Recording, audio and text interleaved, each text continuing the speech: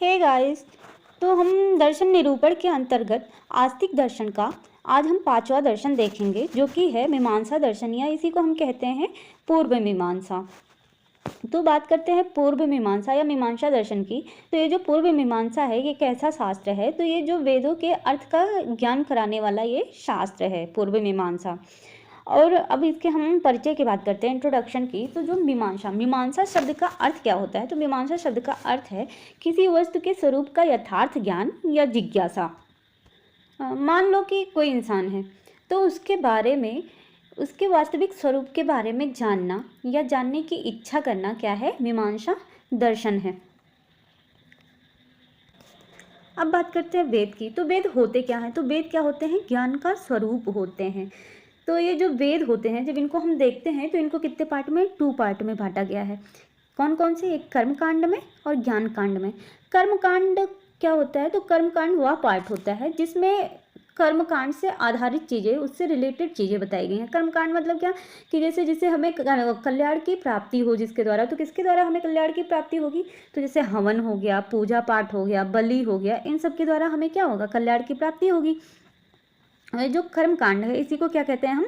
कर्म मीमांसा कहते हैं, या फिर इसी को हम पूर्व मीमांसा कहते हैं। अब बात करते हैं ज्ञान कांड की। तो ज्ञान कांड मतलब क्या कि परम ब्रह्म जो है उसके बारे में हमको जानकारी होना। जो पर ब्रह्म है उसके बारे में, उसके स्वरूप के बारे में जब हमें ज्ञान हो जाता है, उसके बारे में जानकारी हो जाती है, तो वो किस में आता है? हमारा ज्ञान कांड में आता है। और इसको हम कैसे जानेंगे? तो इसको हम उपनिषद के द्वारा, भगवत गीता, ब्रह्मसूत्र, इन सब के द्वारा ही हम कैसे, क्या पर जो पर ब्रह्म है उसके स्वरूप को हम जानेंगे। तो ये जो ज्ञान कांड है, इसको हम क्या कहते हैं? ज्ञान मीमांसा कहते हैं, या फिर इसी को हम क्या कहते हैं? वेदांत दर्शन कहते हैं। यहाँ पे गलत हो गया है, इसी को हम क्या कहते हैं? तो इसी को हम कहते हैं वेदांत दर्शन।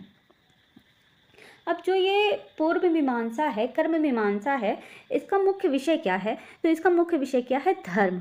जो पूर्व मीमांसा है, इसका मुख्य विषय क्या है? तो इसका मुख्य विषय है धर्म। अब बात करते हैं धर्म क्या होता है। तो धर्म मतलब क्या होता है कि जिससे कल्याण की प्राप्ति हो। मतलब तो हमें कल्याण की प्राप्ति कैसे होगी? तो जब हम अपने अपने धर्म का पालन करेंगे। जैसे कि हमारा धर्म क्या है? हम स्टूडेंट हैं, तो हमारा धर्म क्या हुआ? स्टडी करना, पढ़ाई करना। तो जब हम पढ़ाई करना क्या हुआ? ये हमारा धर्म हुआ। और जब हम इसका क्या करेंगे? जब पढ़ाई करेंगे तो उससे हमें क्या मिलेगी? जॉब मिलेगी, नौकरी मिलेगी। तो उससे क्या होगा? हमारा कल्याण होगा। तो क्या हुआ? धर्म क्या है कि जिसके द्वारा कल्याण की प्राप्ति हो। अब बात करते हैं कि इस दर्शन को, मतलब मीमांसा दर्शन को पूर्व मीमांसा क्यों कहा गया है? कुछ और क्यों नहीं कहा गया है?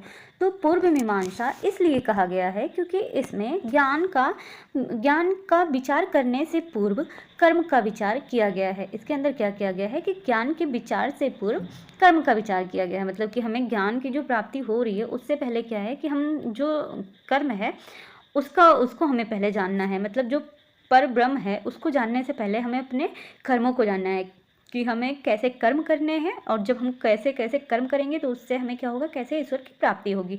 तो वही बताया गया है इसके अंदर कि ज्ञान के विचार से पूर्व कर्म का विचार इसके अंदर बताया गया है। फिर इसके बाद में ही वेदांत के दर्शन का ज्ञान को इसमें समझाया गया है। अब बात करते हैं इसके पर्याय की। तो इसका पर्याय जो है धर्म मीमांसा। धर्म मीमांसा क्यों? क्योंकि इसका जो मुख्य विषय है वो क्या है? धर्म है, तो इसीलिए धर्म मीमांसा। फिर जैमिनी धर्म मीमांसा। जैमिनी धर्म मीमांसा क्यों? क्योंकि जो इसके प्रवर्तक हैं मीमांसा दर्शन के, कौन है? महर्षि जैमिनी। इसीलिए उन्होंने जो सूत्र लिखा है उसी को क्या कहेंगे हम? जैमिनीय धर्म मीमांसा। और क्या है? यज्ञ विद्या। क्योंकि इसके अंदर यज्ञ विद्या क्यों कहा गया है? क्योंकि इसके अंदर क्या है कि यज्ञ को प्रधानता दी गई है, इसीलिए क्या है? यज्ञ विद्या। अब बात करते हैं कि जो मीमांसा दर्शन है उसके प्रवर्तक कौन है? तो उसके प्रवर्तक हैं जैमिनी। अब बात करते हैं पूर्व मीमांसा दर्शन के आचार्य और उनके ग्रंथ की। तो जो आचार्य जैमिनी हैं, इन्होंने पूर्व मीमांसा सूत्र की रचना की है। और जो साबर स्वामी हैं, इन्होंने पूर्व मीमांसा सूत्र पर भाष्य लिखा है। और जो ये पूर्व मीमांसा सूत्र पर भाष्य है, ये क्या है कि सबसे प्राचीन भाष्य है। फिर कुमारिल भट्ट ने मीमांसा पर लेख लिखा है, कौन सा? तंत्रवर्तिका और श्लोकवर्तिका। और प्रभाकर मिश्र ने पूर्व मीमांसा सूत्र पर, इन्होंने भी क्या किया है? तो इन्होंने भी भाष्य किया है। अब बात करेंगे पूर्व मीमांसा दर्शन की रचना की। तो इसके अंतर्गत कितने चैप्टर बताए गए हैं, तो इसमें 16 चैप्टर बताए गए हैं, 16 अध्याय बताए गए हैं, जिसमें जो 12 अध्याय हैं वो क्या है, क्रमबद्ध हैं, और जो 12 हैं वो क्या है, अध्याय हैं, उनके अंदर जिन विषयों का वर्णन छूट गया है उसको बताया गया है। शेष 4 अध्याय में जो विषय छूट गए हैं उनको शेष 4 अध्याय में बताया गया है। और ये जो शेष 4 अध्याय हैं इसी को हम क्या कहते हैं, संसर्ग कांड कहते हैं, या फिर इसी को देवता कांड कहते हैं, या फिर इसको हम क्या कहते हैं, द्वादश अध्याय कहते हैं। इनमें से हम केवल 12 अध्याय को ही पढ़ते हैं। 16 में से हम केवल कितने अध्याय पढ़ते हैं, तो केवल 12 अध्याय को पढ़ते हैं। और जो ये प्रत्येक अध्याय हैं इनके कितने पाद हैं, 4-4 पाद हैं। लेकिन जो तीसरा, छठा और 10वां अध्याय है इनमें कितने पाद बताए गए हैं, तो इनमें 8-8 पाद बताए गए हैं। जो 8-8 पाद बताए गए हैं इसी को क्या कहा गया है, तो इसी को सबड़ा अध्याय कहा गया है। जो संपूर्ण ग्रंथ है इसमें कितने पाद बताए गए हैं कुल, तो इसमें 60 पाद बताए गए हैं। इसके अंदर सूत्र कितने बताए गए हैं, तो इसके अंदर सूत्र 2745 सूत्र बताए गए हैं। इसके अंदर अधिकरण की बात करें, कितने अधिकरण बताए गए हैं, तो 907 अधिकरण इसके अंदर बताए गए हैं। और जो इसके अंदर जो प्रत्येक अधिकरण है उसके भी 5-5 भाग हैं। और जैसे 5 भाग जो हैं उनमें क्या है कि विषय है, संशय है, और पूर्व पक्ष है, उत्तर पक्ष है, और क्या है, सिद्धांत है। अब बात करते हैं प्रमुख सिद्धांत की। तो इसका प्रमुख सिद्धांत में पहला क्या है, प्रथम सूत्र है। प्रथम सूत्र मतलब क्या कि जो मीमांसा दर्शन है जब इसको हम उठा के देखेंगे तो इसमें जो पहला सूत्र हमें सबसे पहले क्या मिलेगा, तो सबसे पहले सूत्र यही मिलेगा, कौन सा, अथातो धर्म जिज्ञासा, अर्थात अब धर्म को जानने की जिज्ञासा। इसी जिज्ञासा को जानने के लिए ये जो ग्रंथ है, संपूर्ण ग्रंथ है, मीमांसा दर्शन है, इसको लिखा गया है। और जो धर्म है इसका प्रमुख साधन क्या है, धर्म को हम कैसे प्राप्त करेंगे, तो इसका प्रमुख साधन क्या है, यज्ञ आदि कर्म कांड, मतलब यज्ञ हो गया, हवन हो गया, दान हो गया, ध्यान, ये सारी चीज़ें क्या हैं, इसका प्रमुख साधन है।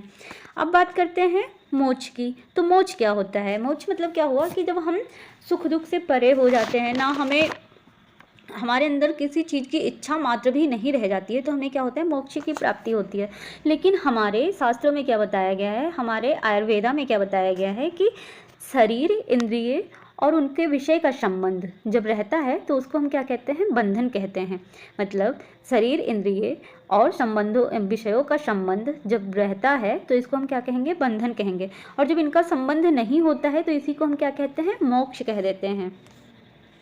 अब इसका तीसरा सिद्धांत क्या है, अपूर्व सिद्धांत। तो अपूर्व, अगर बात करें अपूर्व का, तो अपूर्व का अर्थ क्या होता है, कर्म से नवीन उत्पन्न होने वाला फल, अर्थात क्या कि पाप पुण्य का फल।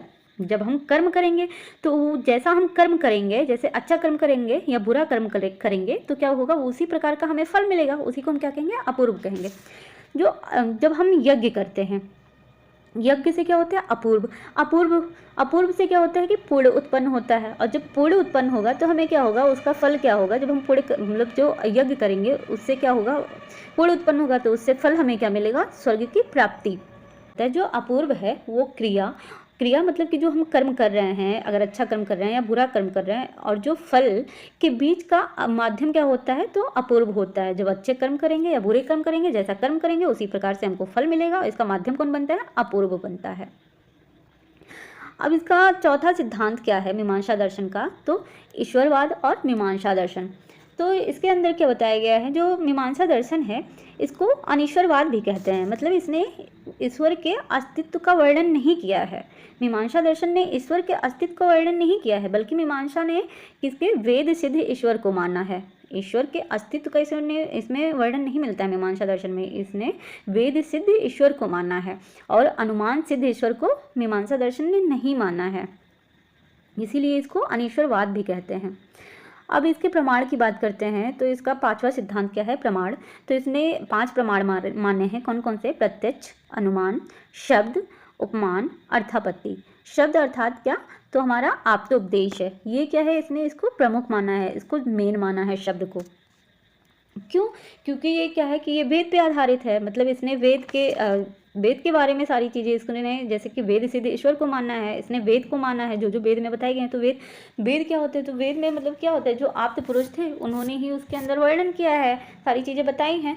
तो इसने जो आप्त उपदेश है, शब्द है, इसके ऊपर ज़्यादा फोकस किया है। अब इसका छठा सिद्धांत क्या है, तो सृष्टि और प्रलय है। सृष्टि या फिर प्रलय।